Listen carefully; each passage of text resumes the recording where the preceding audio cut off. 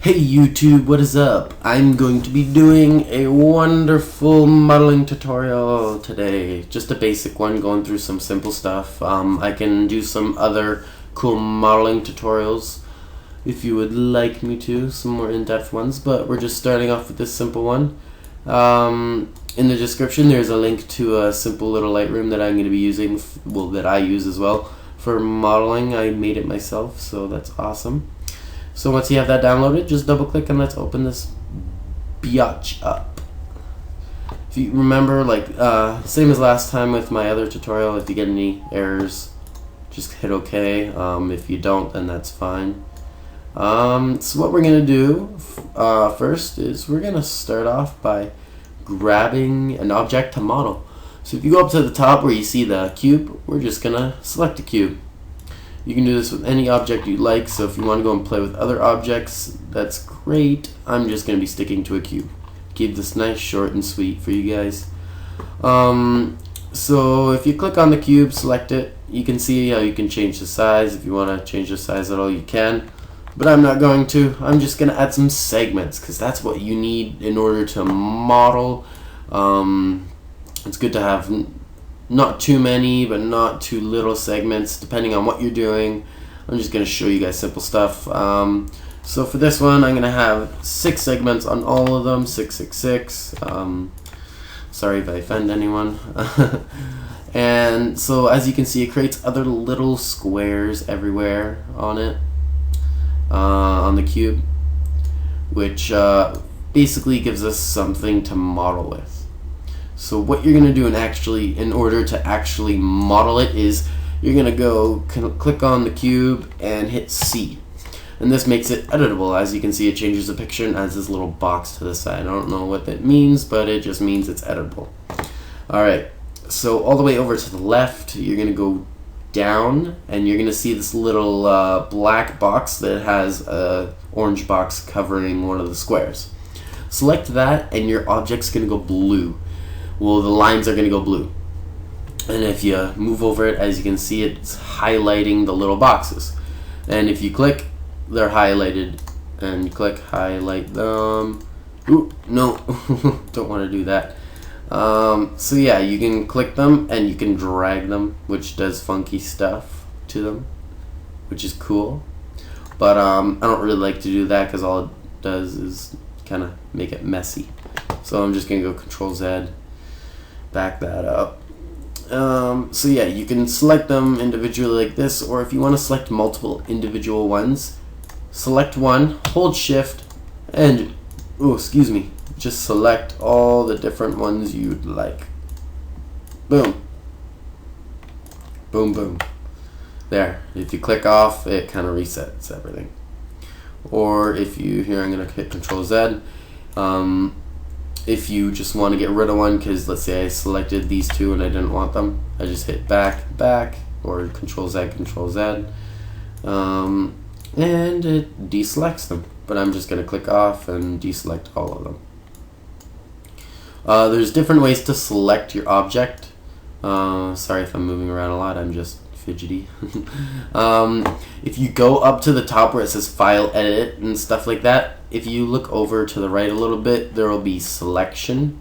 And there's this Live Selection, which it's basically like the first one, but if you click in the middle, it selects 2 of them. If you clicked in the middle of all 4 of some of them, it selects all 4. Or you can click, hold, and just drag and highlight whichever ones you want, and then they're selected. And then you can go back to selection. There's rectangle selection, which is just like that, highlighting. Boom. You can use lasso, which you just kind of make an object and select. And there's also polygon selection. You just click, click, click, click, make a polygon. It's kind of stupid. And then there's looping selection as well as ring selection. They're basically the same. What they do is if you click, it selects all the way around your cube. So bam. Yeah. I'm gonna click off, but yeah, you can select any which way you want. Hold shift, boom, boom, boom, and that's different ways you can select it. So let's get on to actually modeling, because this is getting boring. So let's go. I'm gonna go back to live selection, and I'm just gonna select the inner box. The entire box of the one side of the square. So we're just going to leave an outer edge. And what you do is you go and you right click on your object. And there's many different things you can do. A lot of them are, I don't even know, I've tried using them, but there's special things you gotta do. I don't know how to use them properly, but I'm only going to be showing you how to model with 4 different things today. And the first one is bevel. So if you go down to that, click it, and you see nothing happens. Okay, what's up with that? What you have to do is click where you have it selected and move your mouse side to side. So if I move it to the right, oops, I have the wrong thing selected, sorry. Bevel. So if you click and drag, it just moves it out like that. So it's basically good if, like I did before by accident, I extruded something. So if you extrude something and then you want to bevel at the end, it kind of just cleans it up or makes it look cool.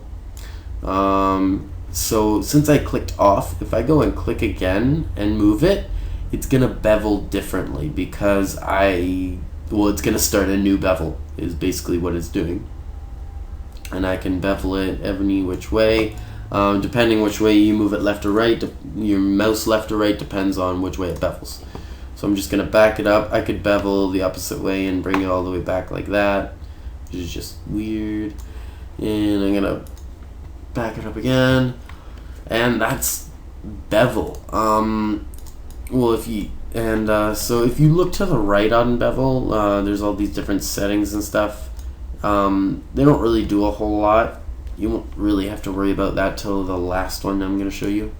So we're going to right click again. We're going to go extrude. And basically, as you saw before when I made the mistake, it's basically just moving it in and out in a solid direction, which is nice. And you can just go like that, make it look like a camera type deal. Looks cool.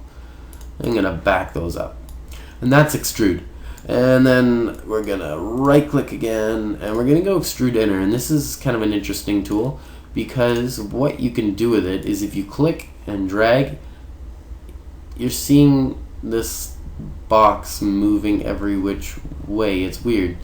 What it's doing is it's taking your squares and it's modifying them, so to speak. It's taking that big square that you have selected and you're making it bigger or smaller.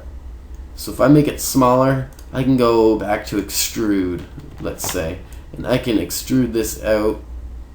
And because I did that, it has like these little tiny little boxes there. So if I back that up, back to there, and I right click, go back to extrude, and I extrude out, I can go, I extrude inner out. And then I go back to extrude, I can move it like that, do some cool things like that. And I'm just gonna back this all up. Oop, not that far.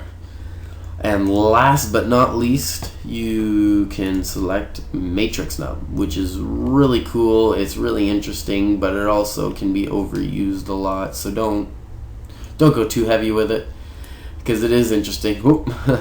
So just click and drag, and as you can see, it brings up these claw type figures. And this is where you're gonna look to the right, and you're gonna use your tool on the right. And they're over here.